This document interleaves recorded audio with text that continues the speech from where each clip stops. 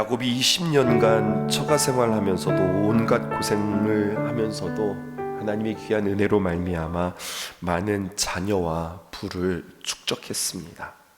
그러니까 타향에서 자주 성가한 거죠. 평소 껄끄러웠던 라반 사이에서도 일생 두려웠던 에서와의 관계 속에서도 하나님의 도우심으로 말미암아 극적으로 화평을 이루고 그리고 화해하게 되었습니다.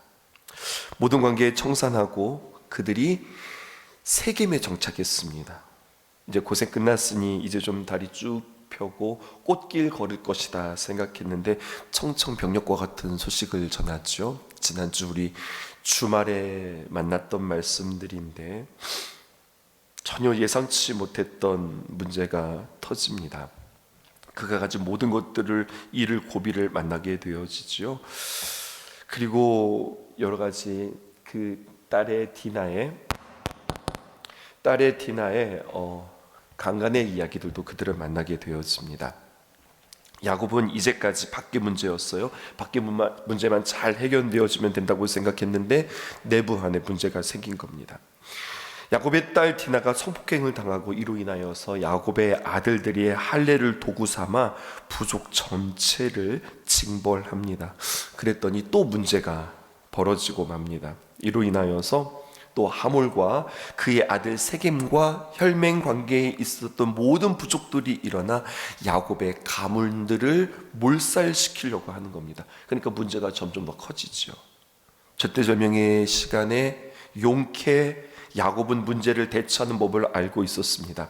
하나님께서 야곱에게 말씀하시죠. 베델로 올라가라. 내가 처음 단을 쌓고 기도했던 그때 마음 첫사랑으로 돌아가라고 하나님께서는 그들에게 이야기합니다. 우리 1절에 있는 말씀입니다. 함께 읽어보십시다. 시작. 하나님이 야곱에게 이르시되 일어나 베델로 올라가서 거기 거주하며 내가 내 형 에서의 낯을 피하여 도망하던 때에 내게 나타났던 하나님께 거기서 제단을 쌓아라 하신지라. 이 야곱이 현실의 문제로 해결하는 것이 아니라 현실의 문제를 하나님과의 관계의 문제로 해결하고 있다고 하는 사실입니다.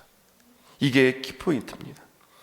베델로 올라가라 라고 하는 말씀을 들을 때에 그는 머리에 망치로 한 대를 그냥 딱 맞은 것과 같은 그러한 일들을 경험하게 되었습니다. 같은 장소라도 우리 하나님과 나 사이에 아는 그런 의미 있는 장소들이 있다는 이야기입니다. 베델이 바로 그런 곳이죠. 베델은 어떤 곳입니까? 하나님을 처음 만나서 하나님과 함께 감격에 빠져 기도했던 그 자리, 베델. 문제가 있을 때 그 자리 찾아가서 다시 한번 하나님과의 관계를 통하여서 그가 회복되어지는 이야기들이 성경에 기록되어져 있어요. 오늘 성경은 우리에게 묻습니다. 여러분들에게 베델은 어디입니까? 내가 문제가 있을 때, 내가 어려움이 있을 때 내가 찾았던 그 기도의 자리, 거기서 나는 하나님과의 관계를 통하여서 내가 만난 세상의 문제를 해결한다. 그 베델의 자리가 반드시 우리에게 있어야 하겠습니다. 나의 기도의 제목, 나의 찬양, 나의 자리, 나의 예배, 내가 하나님과 관계를 회복하는 그 자리가 반드시 확보되어야 합니다. 20년 전 형을 피해서 빈털터리로 살았던 하나님과 만났던 그 장소 베델, 도망자로 맨손으로 속이는 자로 하나님을 만났는데 그런 야곱에게 하나님께서는 어떤 자였다고요? 도망자, 속이는 자, 그리고 아무것도 없는 자를 하나님께서는 뭐라고 말씀하시냐면은 내가 너와 함께 하겠다, 네가 평안히 돌아오길 것이다 약속해 주시고, 야곱은 그때 그 자리에서 하나님 감사합니다 끝난 것이 아니라 그때 하나님께 서원하죠. 그 대목 볼까요? 창세기 28장 베델에서의 처음 하나님과의 만남입니다. 21절에서 22절에 있는 말씀. 내가 평안히 아버지 집으로 돌아가게 하시오면 여호와께서 나의 하나님이 될 것이요 내가 기둥으로 세운 이 돌이 하나님의 집이 될 것이요. 22절 시작. 하나님께서 내게 주신 모든 것에서 10분의 1을 내가 반드시 하나님께 드리겠나이다 하였더라. 하나님께서 야곱에게 약속해 주셨습니다. 약속대로 이제는 도망자에서 화해자로, 빈손이었던 그에게 자녀와 재물이 가득하게 해주셨고, 속이는 자 야곱에서 그의 이름이 바뀌었습니다. 속이는 자 야곱이 이스라엘, 그 이름의 뜻은 무엇입니까? 승리자. 속이는 자에서 승리자라고 하는 이름을 하나님께서 그에게 주셨습니다. 문제는 하나님은 약속을 기억하는데 야곱은 하나님의 약속을 잊어버렸다는 거예요. 그러면 어떻게 합니까? 하나님께서는 다시 한번 그를 깨닫게 하시기 위해서 주변 족속들을 세우셔서 그 두려움 앞에 다시 한번 야곱으로 하여금 엎드리게 하고 야곱에게 다시 한번 베델로 올라가라고 말씀하시고, 그 한마디에 야곱은 다시 한번 모든 것들을 다시 기억하게 되어지는 겁니다. 상황 파악되었습니다. 내가 어떻게 해야 될지 안 것입니다. 자신이 도착할 곳 세겜이 아니라 내가 도착해야 되는 곳은 베델이다 깨닫게 되어진 거죠. 많은 경우 하나님의 뜻이기 때문에 선택하기보다는 하나님의 뜻이기를 바라면서 선택하는 일들이 우리에게는 많은 것 같습니다. 철저히 하나님의 뜻을 구하는 것이 아니라 아마도 이게 하나님의 뜻이지 않을까라고 내가 스스로 추측하고 내가 스스로 결정하는 거예요. 세겜에 머무는 동안 야곱은 기도하지 않았습니다. 그냥 감으로, 그냥 느낌상으로 난 여긴가 보다, 하나님 여기서 정착하라나 보다 라고 하는 그냥 좋은 마음으로 그냥 결정하고 해석하다가 어려움들을 만나게 되어지는 겁니다. 그러니까 하나님의 사람들에게 있어서 그냥 감으로 결정하는 것, 하나님께서 기뻐하시지 않는다는 겁니다. 분명히 기도하고 하나님께서 우리에게 주시는 것에 대한 확신 가지고 머무는 것, 이것이 중요한 겁니다.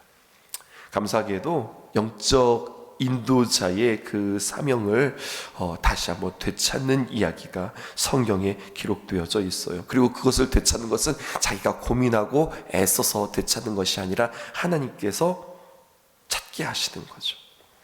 그의 딸 디나가 그 땅이 세속문화에 정신이 팔려가지고 돌아다닐 때에 단속하지 않았고, 폭행을 당했을 때에 침묵했고, 문제를 돈으로 해결하겠다고 하는 가해자에게 어떤 소리도 하지 못했고, 결국 혈기왕성한 야곱의 아들들이 여러 가지 많은 문제들을 벌이게 되었고, 엉망진창이 되어진 이 문제 앞에서 하나님께서 뒤처리해 주시는 거예요. 그리고 하나님께서는 이것을 사람과의 관계 속에서 사람의 노력으로, 돈으로, 힘으로 해결하는 것이 아니라 영적인 문제로부터 다시 시작하자, 영적인 문제부터 다시 풀어보기 시작하자. 그래서 그 처방이 무엇이냐? 베델로 올라가라 라고 하는 것이 하나님의 처방이었다는 거예요. 1절에 4가지의 동사가 등장합니다. 그 가운데 먼저 일어나라, 그게 첫 번째 하셨던 말씀은 일어나라 라고 하는 겁니다. 고통에 빠졌을 때에 절망 속에서 두려워하지 말고 엎드려 있지 말고, 미문한 안진뱅이가 베드로와 요한이 은과 금은 내게 없으나 내게 있는 것으로 내게 주노니 나사렛 예수 그리스도의 이름으로, 나사렛 예수의 이름으로 어떻게 합니까? 일어나 걸어라. 명령했던 것과 동일하게 절망과 고민 가운데 움츠려 있지 말고 일어나라 말씀하시죠. 나의 기도, 절망 속에서 헤매는 것이 아니라, 나의 기도는 걱정 가운데서 탄원하는 것이 아니라, 나의 기도는 소망 가운데에서 일어나는 기도이어야 할 것입니다. 기도이지만 여러분, 내가 하나님 앞에 기도하지만 기도하는 나의 정서, 내 마음은 어떤 마음이에요? 기도하는 내 마음은 여전히 걱정하는 마음, 안타까운 마음, 조바심 가지고 있는 마음으로 내가 기도하는가?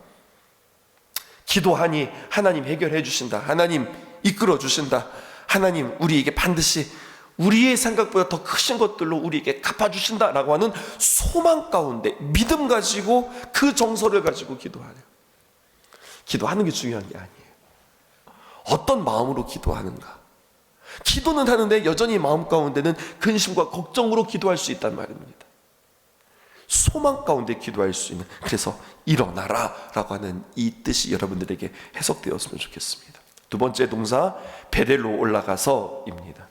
베델로 올라가라 라고 하는 말은 그냥 단순히 장소를 움직이라고 하는 이야기가 아닙니다. 무슨 말씀일까요? 첫사랑을 기억해라, 첫사랑을 회복해라. 주일마다 우리는 새벽에 교육자들과 함께 이 제단에 서서 기도합니다. 맨 뒤에 서 있기도 하고, 악기팀에 서 있기도 하고, 저는 강단에서 서 있기도 하고, 각 교역자들이 각자의 자리에서 하나님 앞에 기도할 때 우리는 늘 빠지지 않고 기도하는 것은 하나님, 우리의 첫 부르심에 대하여, 우리가 주님 앞에 처음 부르셨을 때 우리의 고백에 대하여서 잊지 않게 하여 주십시오. 오늘의 예배가 우리에게 너무나도 익숙하지 않게 해주십시오라고 우리는 매주마다 기도합니다. 우리 성도들에게도 그 마음들은 너무나 중요합니다. 내가 하나님을 처음 만났을 때, 그리고 그 첫사랑에 대한 귀한 고백들, 주님과 만났던 그 자리로 돌아가는 것 중요하죠. 세 번째는 동사 거주하라입니다. 거주하라라고 하는 말은 거기서 살라, 더 이상 내려오지 말아라, 네가 살 곳은 거기다라고 하는 거예요. 우리의 문제는 하나님의 은혜를 받고 하나님의 소유, 하늘에 속한 사람이 되었는데 너무나 빨리 어디로 내려오느냐? 세상으로 금세 내려온다고 하는 사실입니다. 한번 버린 옛 사람의 과거는 되돌아보는 것이 아닙니다. 내가 버렸던 그 과거는 이제 나에게 그냥 과거일 뿐입니다. 근데 우리는 과거의 문제를 버리고 앞으로 나가야 될 사람들인데, 우리의 싸움은 과거의 상처가 아닌데 무기력한 옛사람의 모습에 여전히 또다시 그 자리로 돌아가고, 또다시 그 모습으로 돌아가고, 또다시 그 감정으로 돌아가는 우리들의 모습입니다. 거주하라. 어디에 거주하라는 거예요? 주님 품에 거하라, 이 말씀이죠. 마지막으로 제단을 쌓으라, 이렇게 이야기합니다. 무엇일까요? 예배를 회복해라, 이렇게 해석할 수 있지 않겠습니까? 교회에 내 몸이 나오는 것이 중요한 것이 아니라 교회에서 내가 예배하는 것이 중요하다. 아멘이세요? 이거 중요합니다. 내가 오늘 교회에 나온 게 중요한 게 아닙니다. 이곳에 나와서 내가 하나님 앞에 예배하는 것이 중요합니다. 믿음을 가지고 소망 가운데 하나님을 사랑하며 갈망하며 적극적으로 하나님 앞에 예배하는 겁니다. 온 마음으로 예배하는 겁니다. 소망 중에 주님 바라며 예배하시는 겁니다. 그리고 예배 가운데 하나님께서 나를 회복하시는 경험이, 하나님의 귀한 임재의 경험이 우리에게 있어야 되는 겁니다. 이렇게 베델을 회복하는 겁니다. 동사들 다시 한번 기억할까요? 일어나라, 베델로 올라가라, 거주하라, 거기서 제단을 쌓으라. 신령과 진정으로 예배한다는 것, 내가 에서로부터 도망 나왔을 때 그 심정, 그 절박함, 하나님 제발 나를 도와주세요 라고 하는 그 간절함으로 예배하는 것. 하나님 우리에게 늘 친절하게 말씀해 주시고 많이 기다려 주시고 여전히 따뜻한 마음으로 소망 가운데 우리에게 말씀해 주시듯 오늘도 야곱에게 동일하게 말씀해 주세요. 우리 이야기해 볼까요? 모든 것이 풍성해지고 또 편리해지고 화려해진 한국교회, 또 우리 교회, 제가 알기로 우리 신성교회도 여러 번의 교회를 지었을 거예요. 가난하던 시절, 그 작았던 시절 우리 교회 바닥은 어떤 바닥이었어요? 마루바닥이었어요. 마루바닥에 방석 깔고 무릎 꿇고 기도하고 간절하게 하나님을 찾던 그 모습. 교회가 굉장히 세련되졌어요. 세련되어졌는데 능력은 없어요. 교회가 멋있어졌어요. 멋있어지기는 했는데 하나님 앞에서 야성으로 승부를 거는 그 야성은 다 잊어버렸어요. 지식은 많은데 하나님을 향한 그 경험들은 사라져버렸어요. 자꾸 머리만 커져요. 머리만 커지고 몸은 작아져 버리. 여러분 그게 가분수라고 하죠. 그러니까 자꾸 쓰러지는 우리들의 모습이에요. 다시 한번 이 새벽에 베델을 회복하고 처음 자리로 돌아가고 다시 한번 문제를 하나님과의 관계에서 해결할 수 있는 저와 여러분 되었으면 좋겠습니다. 한 가지만 더 생각해 볼까요?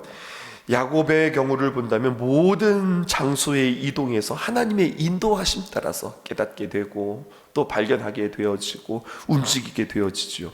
그 이후의 여정에서 하나님의 말씀이 언급은 없었지만 야곱은 임의로 이렇게 갈까 저렇게 갈까 그렇지 하지 않았습니다. 최소한 아브라함은요 기근 때문에 애굽으로 이동했잖아요.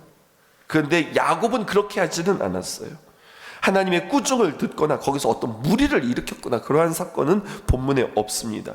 모든 여정이 그래도 하나님의 인도하심 따라 그의 음성을 듣고 움직였어요. 그런데요, 여러분, 우리가 한 가지 봐야 될 것은 그렇게 하나님의 인도하심에 따라서 움직이는데 하나님께서 나타나셔서 언약을 베푸시고 복된 일들이 있는 것만 있진 않았어요. 그러니까 하나님의 말씀에 인도하심 따라 그가 쭉 살아가면서 늘 꽃길만은 아니었다고요. 늘 좋은 일들만 있었던 것은 아닙니다. 16절에서 20절까지 한번 볼게요. 또 어떤 일들이 있었는가? 그들이 이제 베델에서 길을 떠나 에브랏에 이르기까지 얼마간 거리를 둔 곳에서 라헬이 해산하게 되어 심히 고생하여 17절 그가 난선할 즈음에 산파가 그에게 이르되 두려워하지 말라. 지금 내가 또 등남하느니라 하매 그가 죽게 되어 그의 혼이 떠나려 할 때에 아들의 이름을 베노니라 불렀으나 그의 아버지는 그를 베냐민이라 불렀더라. 라헬이 죽음에 에브랏 곧 베들레헴 길에 장사되었고 20절 함께 할까요? 야곱이 라헬의 묘에 비를 세웠더니 지금까지 라헬의 묘비라 일컫더라. 그 여정의 길 가운데에서 어떤 일들이 있었어요? 야곱은 가장 사랑하는 아내 라헬을 잊어버리는 이야기가 성경에 기록되어 있어요. 또 21절과 22절 볼게요. 이스라엘이 다시 길을 떠나 에델 망대를 지나 장막을 쳤더라. 22절 이스라엘이 그 땅에 거주할 때에 르우벤이 가서 그 아버지의 첩 비라와 동침하매 이스라엘이 이를 들었더라. 야곱의 아들은 12이라. 어느 곳으로 다시 길을 떠나 어느 땅에서 거주할 때에 르우벤의 불미스러운 일들도 발생했습니다. 그러니까 야곱이 그냥 자기 마음대로 떠나는 건 아니거든요. 하나님의 감동에 따라 하나님의 지시하심에 따라 움직이는데 거기에서 라헬이 자식을 낳다가 아내를 잃는 사건이 기록되어져 있고 또 불미스러운 자식들이 비라와 통침하게 되어지는 그러한 이야기들도 성경에 기록되어져 있고 이것을 통하여서 창세기를 보면 결국 야곱이 어디까지 이동하게 되어지냐면 애굽까지 가게 되어지거든요. 나중에 요셉 이야기를 보게 되어지면 그는 아직 멀었고 길을 계속해서 떠나는 일들이 그에게 있었습니까? 떠나서 결국 이제 애굽까지 가게 되어지는 건데 모든 여정 속에서 아름다운 복만 수반되어지고 불미스러운 그런 어떤 죄는 발생하지 않으면 얼마나 좋을까요? 아픈 이야기들이 없으면 얼마나 좋을까요? 그런데 중요한 것은 모든 길을 자신의 뜻에서가 아니라 하나님의 인도하심 따라 이동하는 거예요. 가라, 머물러라, 고, 스톱. 정확하게 하나님의 인도하심 따라서 움직이고 있는 거예요. 야곱이 정신 차렸거든요. 여러분, 이 성도의 움직임은 굉장히 중요한 원칙입니다. 그런데 잊지 말아야 될 것은 이러한 여정 속에서도 성도들에게도 불행한 일들은 일어난다고 하는 사실입니다. 하나님 잘 믿으면 우리에게는 불행이 없어 이게 아니라 하나님과의 동행하는 삶 속에서도 불행한 일들, 불미스러운 일들은 일어나는 거예요. 근데 여러분, 이러한 일들이 일어나는 것은 네 죄 때문이야.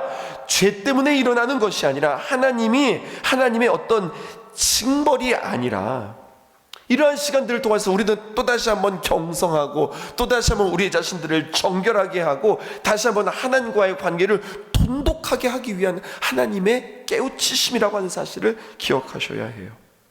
그러니까 어느 특정한 장소에서만 내가 하나님 앞에 제단을 쌓고 의일에 하나님 앞에서 거기에서의 어떤 예식을 진행하는 것이 아니라 나의 죄는 어디서나 언제나 있는 나는 죄인일 수 있습니다. 그러므로 언제 늘 어디서나 내 자신을 정결하게 함으로써 다시 길을 떠나는 일이 성도의 일이다. 오늘 성경은 우리에게 이렇게 이야기해 주는 겁니다. 정착이냐 이동이냐, 이거보다 더 중요한 것은 내가 하나님의 약속에 순종하는가, 하나님께서 나에게 주시는 감동에 내가 반응하는가, 죄짓지 않는 일이 중요하고 죄를 지었다면 죄에 대한 통회, 회개가 중요하다고 하는 이야기입니다. 하나님은 늘 우리를 이렇게 혼내시고 막 징벌하시고 막 어렵게 하시고 하나님 이런 것에 대해서 즐겨하시는 하나님 아니세요. 문제는 뭐냐면 우리가 연약해서 깨닫지 못하니까 하나님께서 우리를 사랑하사 하나님께서 우리를 징계하시는 하나님의 손길이라고 하는 사실입니다. 언제나 하나님 앞에서 많아도 겸손하고 부족해도 하나님 앞에 용기 잃지 않고 주님과의 귀한 관계 속에서 우리의 삶들이 온전히 언제나 어디서나 다시 베들과 같은 귀한 역사들이 저와 여러분들에게 있어야 할 것입니다. 그런 저와 여러분 되기를 주님의 이름으로 축복합니다. 기도하겠습니다. 나의 가는 길 주님 인도하시네. 그는 보이지 않아도 날 위해 일하시네.